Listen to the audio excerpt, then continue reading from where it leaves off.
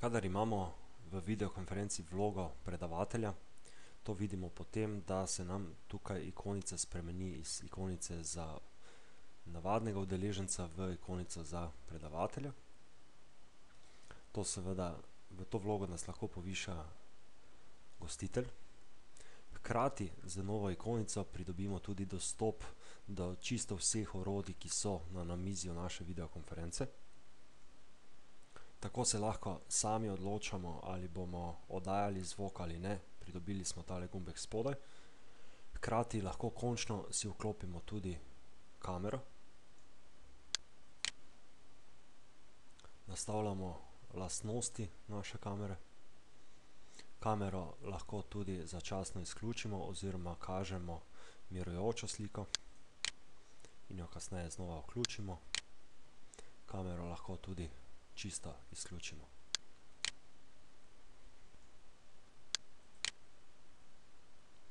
Najzanimivejše je orodje tole, ki je trenutno v sredini, to je orodje za skupno rabo, kjer lahko drugim udeležencem pokažemo svoj zaslon.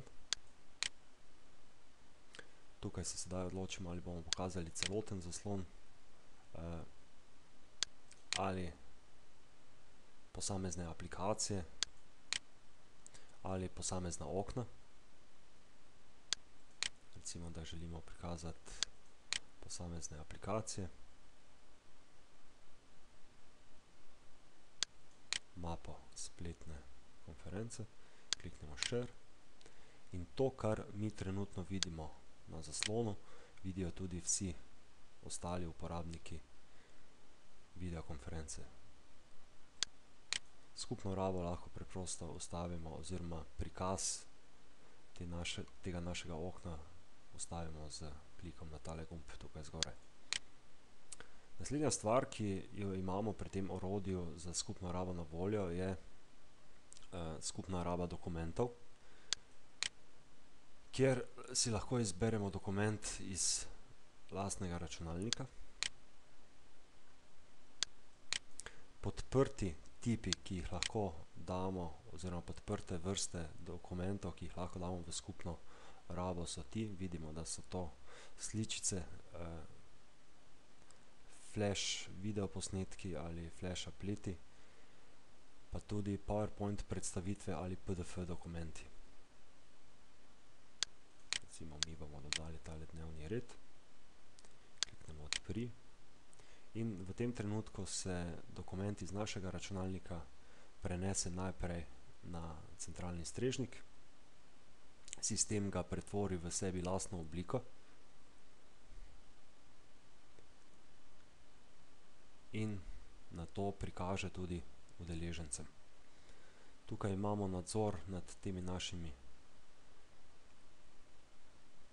diapozitivi, lahko se premikamo, lahko udeležencem pokažemo tudi tole puščico. Tale puščica zelena bo vidna vsem uporabnikom.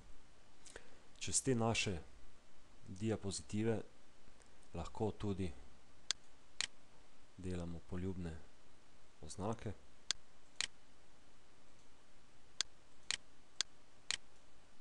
Tudi te oznake vidijo vsi. In v danem trenutku se lahko odločimo in tudi zaključimo našo predstavitev. Lahko pa si preprosto tukaj z klikom na tale zadnji gumb damo v skupno rabo belo tablo, po kateri lahko pišemo z orodji iz desne strani. Kot vidite, lahko uporabljamo orodje za risanje črt, za označevanje, risanje ravnih črt, risanje nekaterih oblik, orodje za besedilo. Imamo tudi gumba razveljavi in pa zbriši. Kadar uporabljamo orodje za prikaz našega zaslona ostalim uporabnikom, je priporočljivo svojo kamero trenutno zaustaviti, kajti vsako od teh orodij, tako tole orodje za kamero kot orodje za skupno rabo, porablja pasovno širino, tako našo kot tisto od ostalih uporabnikov. In če ni dovolj pasovne širine, je stvar, ki kjer se najprej zaplete oddajanje zvoka, kar pa je bistvenega pomena za dobro oziroma učinkovito videokonferenco.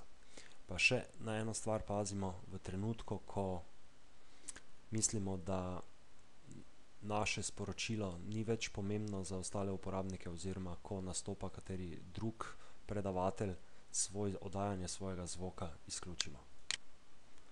Tudi na tak način varčujemo tako za svojo pasovno širino kot za pasovno širino ostalih uporabnikov.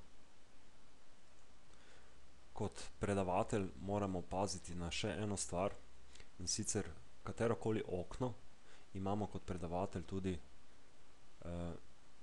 pravico povečati čez cel zaslon,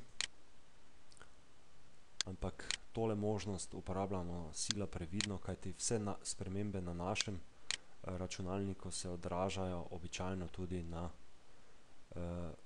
zaslonu vseh ostalih uporabnikov in stvar lahko hitro postane nepregledna, mogoče celo zmedena. Predavatelji torej imajo dostop do vseh orodij, ki so trenutno prikazana na zaslonu, samo gostitelj je pa tisti, ki lahko posamezna orodja bodisi vklaplja, bodisi izklaplja.